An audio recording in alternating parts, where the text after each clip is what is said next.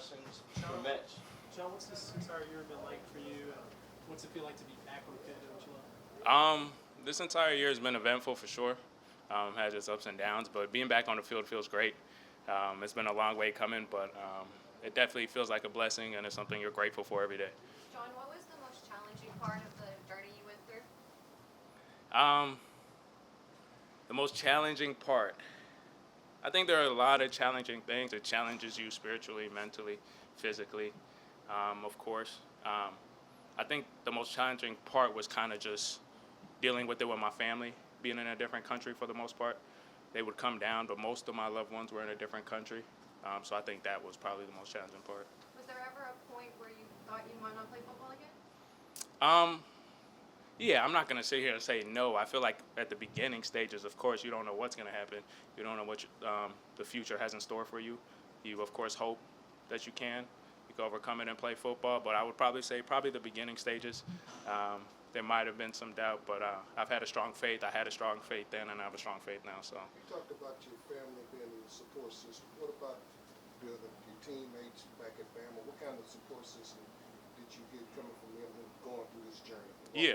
Yeah, definitely. Not just my family, my team here, my teammates here, my coaches here, my old college coaches, Coach Saban and all of them, all the staff, all the old players, they all reached out and they were always with me every step of the way. So although my family wasn't here, I had a huge support system from this team and my college team.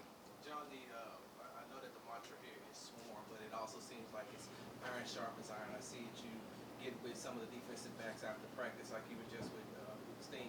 What is he teaching you as far as from a wide receiver and a defensive back perspective?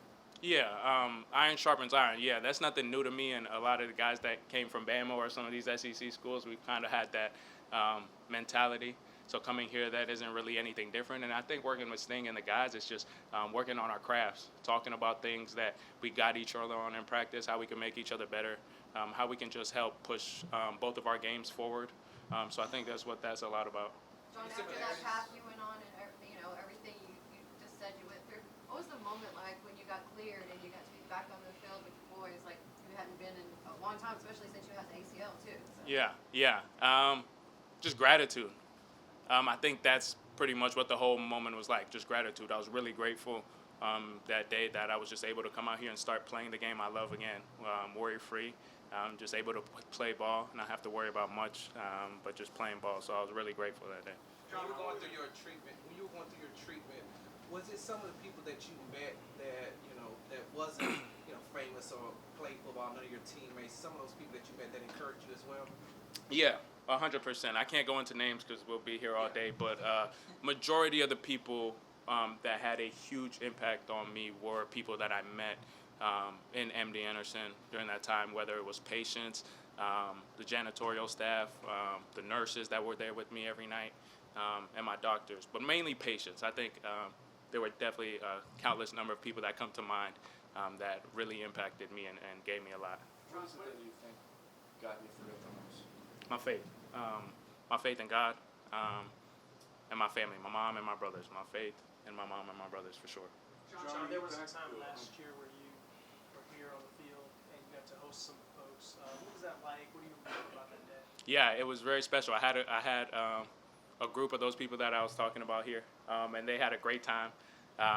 It was a big day for all of us just because every day at MD Anderson we used to kind of be up there and we can see the practice facility and the stadium from there. So it was cool that we were finally able to be here, have a different perspective of us. It's definitely something I hope to do again and again and keep that group going. But it was very special for all of us, for sure. John, do you feel physically 100%? Are you all the way back? Yeah, I feel 110% actually.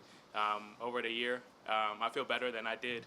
I feel better now than I ever did in college, and I feel better than I was when I got before I got diagnosed. So I feel 110% for sure. What was that moment like, out there in Anderson when you get ready to last treatment to ring that bell? What was that, got to that moment?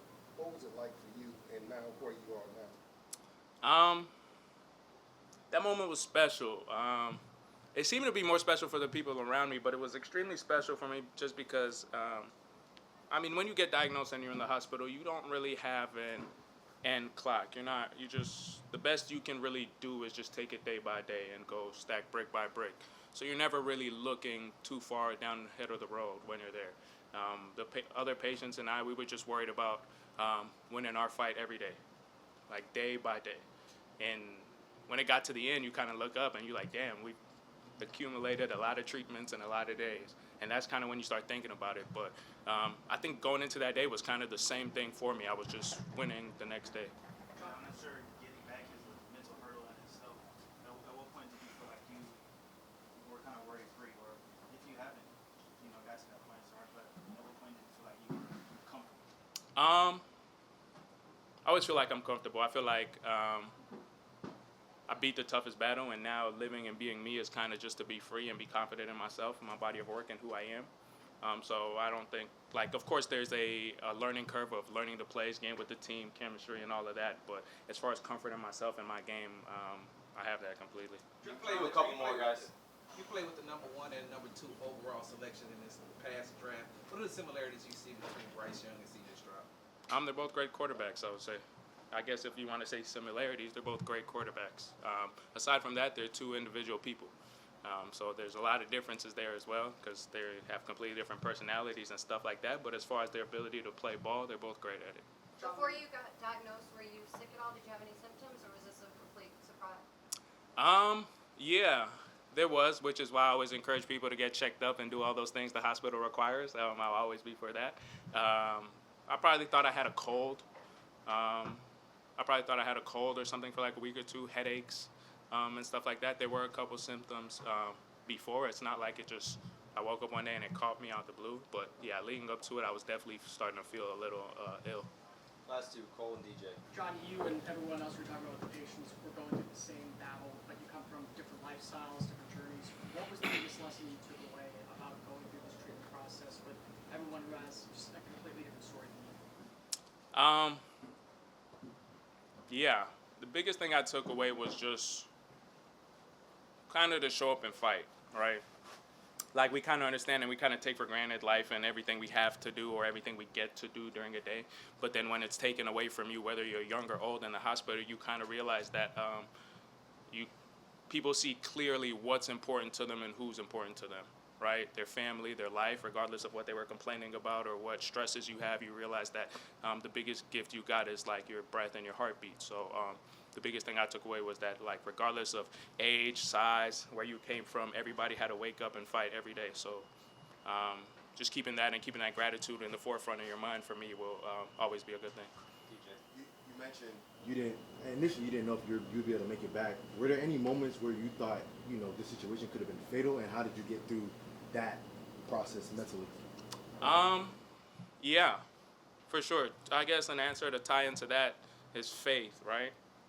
Definitely, especially for my kind APO, acute promyelocytic leukemia, which is one of the most curable forms of cancer, but very tough at the beginning.